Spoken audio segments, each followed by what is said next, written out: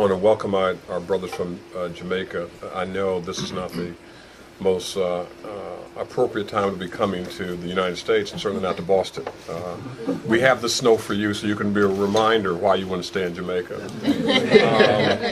But Charlie and I have had a long-standing relationship trying to make sure that the ever-changing technology doesn't skip the world around it that desperately needs it.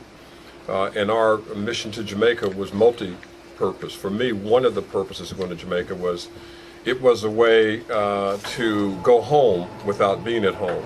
Being a descendant of an African slave with no known roots, Jamaica was, in a sense, everything that I imagined history would have provided for me and my extended family. That's why it was important. The second thing was it was no coincidence that it was we were working in prisons, because in most societies the prisons reflect the humility, humanity, or absence thereof in a society. And Jamaica's prisons were full of talented and gifted people who found themselves on the wrong side of the law and facing the ultimate punishment, which would have been death. And what we were able to discover was not a surprise, but an affirmation. Here was a group of largely men who were gifted and talented, and we gave them computers, opportunity to be creative, and as a result of that, they recorded albums.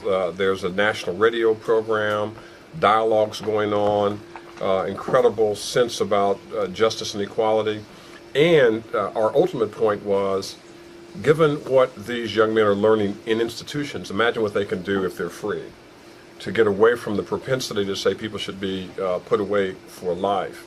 Then that was one of the motivating factors. The last thing I'd say is the Internet Society Conference has been the same. If you think about the developing world, and you think about the places where oppression and colonialism still has a grip, the one thing that's changing that is the availability of technology. If you look at some of these nations where a computer, internet access, has revolutionized information and access to power and changed the paradigm for power, it tells me that we here cannot just, as we often do, tell people what they need to do, but give people the opportunity to do what they must do, that we can learn from those experiences. So I'm glad that they are here. I'm glad this process is continuing. And I'm glad that Jamaica is one of the important parts of what we're doing. Both Alex and Diane are research students working with me as well. Charlie didn't mention it specifically, but one project we're looking at is to re-examine Marcus Garvey's supposed trial from many years ago, and the flaws in that proceeding and what it means for justice then and what it means for Marcus Garvey in the 21st century.